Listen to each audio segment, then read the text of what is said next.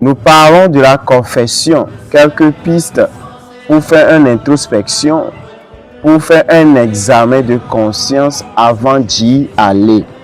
L'amour de soi, être vaniteux, avoir un soin exagéré de son apparence, être égoïste, refuser de partager, se mettre en colère envers soi-même ou les autres, être impatient ou grossier, se disputer, être violent en parole ou par les gestes, être paresseux dans sa vie personnelle ou spirituelle dans ses engagements, perdre du temps ou faire un mauvais usage des moyens de communication, ne pas prendre soin de sa santé, trop ou mal manger, consommer trop d'alcool, fumer excessivement, se droguer, regarder des films pornographiques ou trop violents, se masturber, chercher à séduire, avoir des relations sexuelles en mariage, avoir des relations homosexuelles. Bien-aimés, voici quelques pistes qui peuvent nous aider à faire un examen de conscience avant d'aller à la confession. Bien-aimés, après l'examen de conscience, que dois-je faire par la suite?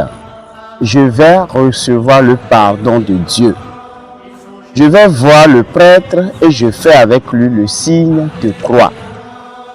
Je demande au prêtre de me bénir. Je dis depuis combien de temps je ne me suis pas confessé. Je confesse mes péchés avec clarté, simplicité et confiance. J'écoute le prêtre et je peux éventuellement dialoguer avec lui.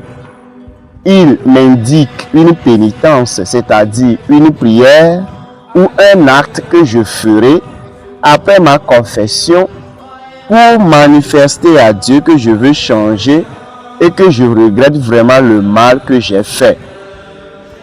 Je récite alors l'acte de contrition de tout mon cœur. Le prêtre me donne alors le pardon de Dieu, l'absolution. Le prêtre ajoute « Va en paix ». Ensuite, je repars dans la joie en prenant le temps de remercier le Seigneur de m'avoir pardonné, de m'avoir renouvelé son amitié.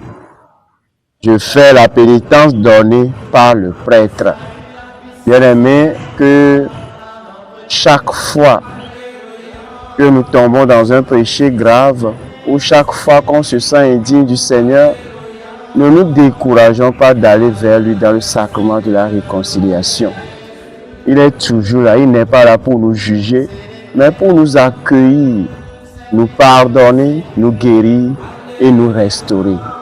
Que le Seigneur nous inonde de sa miséricorde, qu'il soit toujours à nos côtés. Amen.